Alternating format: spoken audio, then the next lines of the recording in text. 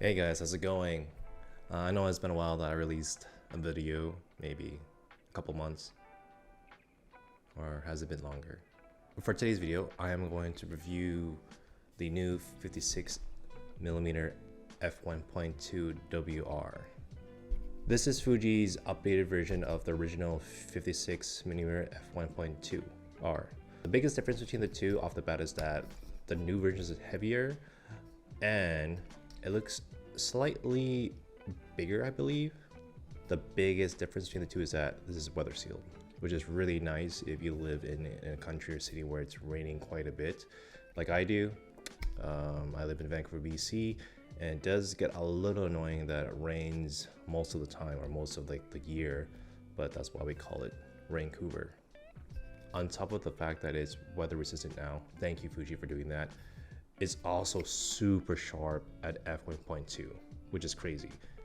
Compared to the Mark 1, which is the R's, not weather sealed and those little minor things, is that it is a little sharper if you were to shoot on the Mark 1 at f1.2. And the two here makes a big difference. I'm like not even joking. I have the habit of shooting everything at f1.2. For literally everything because I just like the creamy blur background and the nice isolation between my subject and the foreground.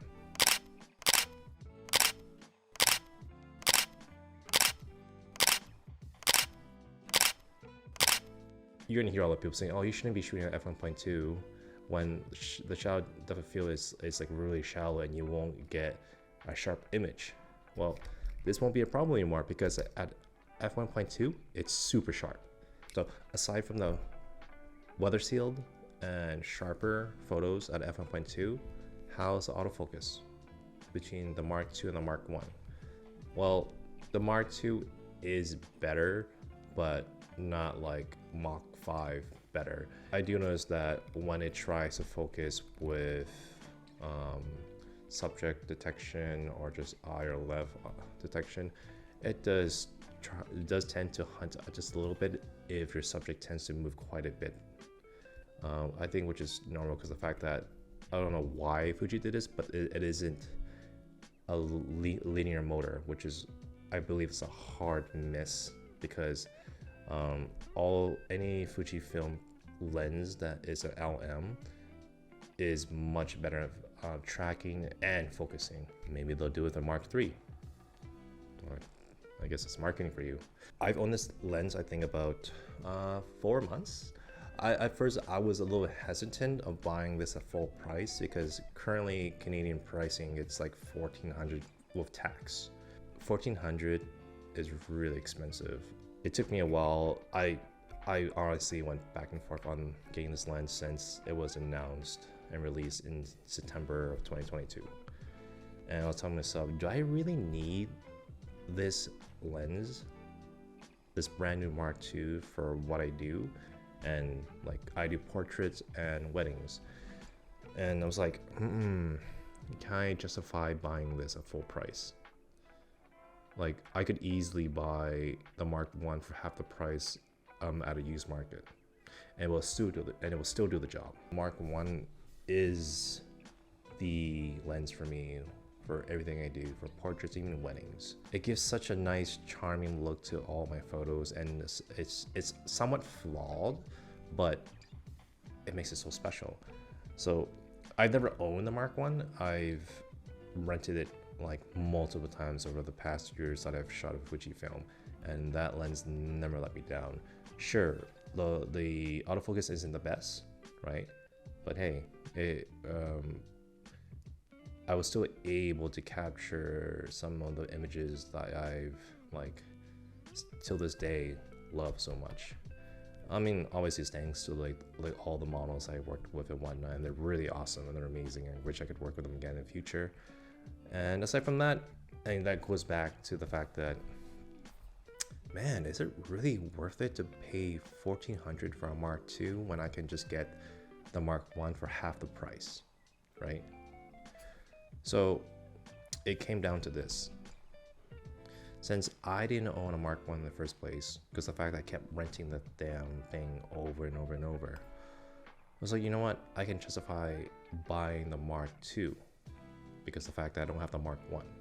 So I did anyway, right? And I talked to my girlfriend about this lens all the time, and I'm sure she was sick of it at one point.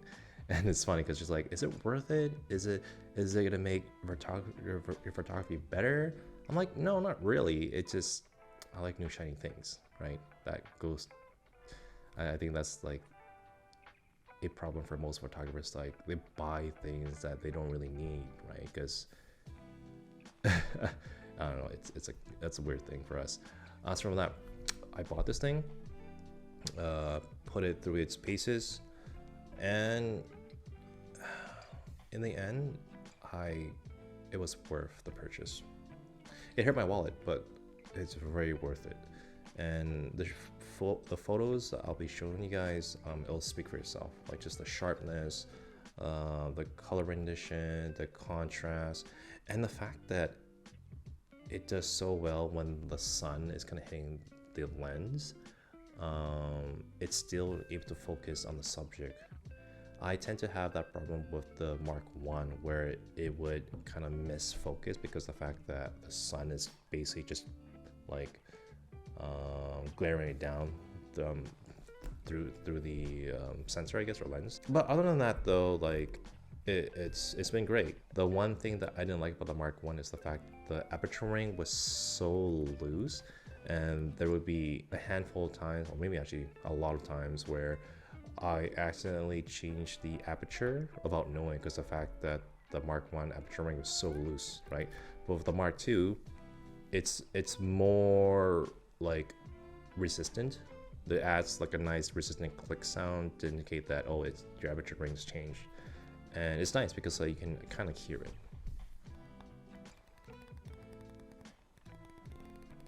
Yeah, it's nice. Like, at least I know now that if I've ever accidentally changed like the aperture by accident, I would know now because of the sound and the fact that there's no way I'm gonna like graze through it and it'll change on its own, because it won't, because of the better build quality. But yeah, guys, let me show you guys some of the photos I've taken with this 56mm F1.2, and yeah, see for yourself.